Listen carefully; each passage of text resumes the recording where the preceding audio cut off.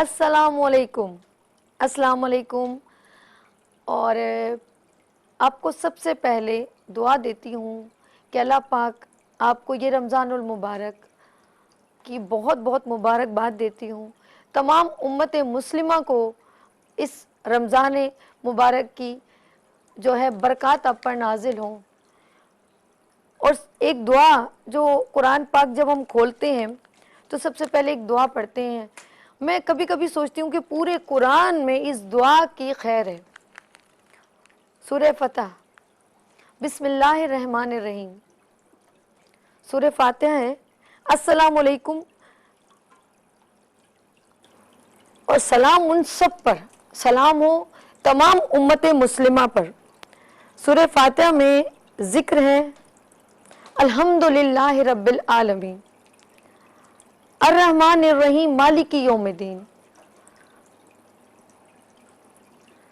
इय्याका नअबुदु व इय्याका नस्तईन इहदिनस सिरातल मुस्तकीम सिरातल लज़ीना अनअमता अलैहिम गैरिल मग़दूबि अलैहिम वलद्दालिन आमीन। शुरू अल्लाह के नाम से जो बड़ा मेहरबान निहायत रहम वाला है। जब कहते हैं ना अल्हम्दुलिल्लाहि रब्बिल आलमीन, वो रब है तमाम जहानों का, मालिकी यौमिद्दीन, मालिक है रोज़े जज़ा का। इय्याका नअबुदु व इय्याका नस्तईन, हम तेरी ही इबादत करते हैं और तुझ ही से मदद चाहते हैं। इहदिनस सिरातल मुस्तकीम, दिखा हमको सीधा रास्ता। सिरातल लज़ीना अनअमता, रास्ता उन लोगों का जिन पर तेरा इनाम।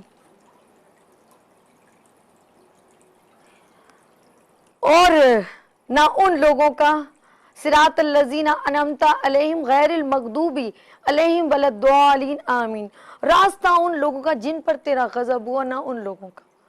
अल्लाह पाक हम सबको, मेरी अगर दुआ में या इन अल्फाज में कोई गलती कोताही होगी उसके लिए माफ़ी चाहूँगी, और सब तमाम उम्मत मुस्लिमा को इस रमज़ानुल मुबारक की आप सबको मुबारक देती हूँ और खुशी खुशी अपने प्रोग्राम का आगाज़ करती हूँ। हम जब मैंने अल्लाह का नाम लिया और आप लोगों के साथ आपके सामने आई और बहुत सारी बातें मेरे दिमाग में चल रही थी। कभी कभी रोज़े की हालत में कुछ बातें याद रहती हैं, कुछ भूल जाती हैं, और मैं कहती हूँ जब बातें कुछ हों तो उसे भूल जाना ही चाहिए, ये सबसे अच्छी है। और एक बात बताऊँ कि जब रोज़े की बात आती है तो रोज़ा सिर्फ़ और सिर्फ भूखा रहने का नाम नहीं है। हम समझते हैं कि हमारे यहाँ बहुत सारे बच्चे हमें देख रहे होंगे, रोज़ा जो है वो भूखा रहने का नाम नहीं है, बल्कि रोज़ा जो है हमारे अंदर तहम्मुल, सब्र और ज़रा तसल्ली का नाम है। और ये हमें थोड़ा भूखा रहने का मकसद ये कि हम उन लोगों का ख्याल रखें जो जिनके पास रिस्क नहीं है।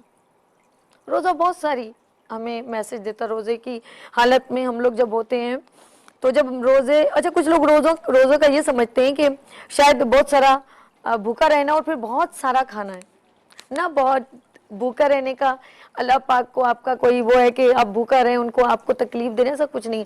सिर्फ एक साल के बाद ये जो 30 रोज़े होते हैं हमें एक तरबियत देने की तरफ राग़िब करते हैं। कभी किसी को जानबूझकर तकलीफ़ ना दें और उस तकलीफ़ से खुश कभी ना हो, ये रोज़ा हमें मैसेज देता है। आपने देखा होगा रहमत, बरकत और मग़फ़िरत, इन सब को जब एक जान करते हैं तो इबादत रमज़ान बनता है। इबादत यानी कि हम अपनी इबादतों में जब सजदों में जाते हैं तो एक बार कभी सोचा है इबादत हमें क्या सिखाती है, रोज़ा हमें क्या सिखाता है? ये तमाम चीज़ें जब मैं ऐसे सोचती हूँ, क्या रोज़ा हमें नफ्स पे काबू सिखाता है? रोज़ा हमें झूठ बोलने से रोकता है? रोज़ा हमें बावज़ू रहने की तरबियत देता है? हमें रोज़ा और क्या सिखाता है?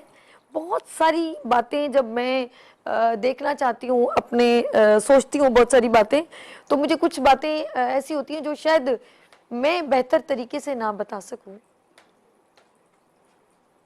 ऑफ कोर्स उल्मा ज़्यादा बेहतर बताएंगे, और क्योंकि मैं एक होस्ट हूँ, मेज़बान हूँ, और मेरा ये घर है, ये मेरा जो स्पेशल रमज़ान ट्रांसमिशन इबादत रमज़ान और वीनस टीवी, ये मेरा एक दूसरा घर है। ایک میرا اپنا گھر ہے، ایک دوسرا گھر ہے، اور اس گھر میں میرے مہمان آئیں گے کیونکہ میں میزبان ہوں، اور وہ مہمان جو ہیں وہ ہم سب کو بہت ساری آگاہی دیں گے.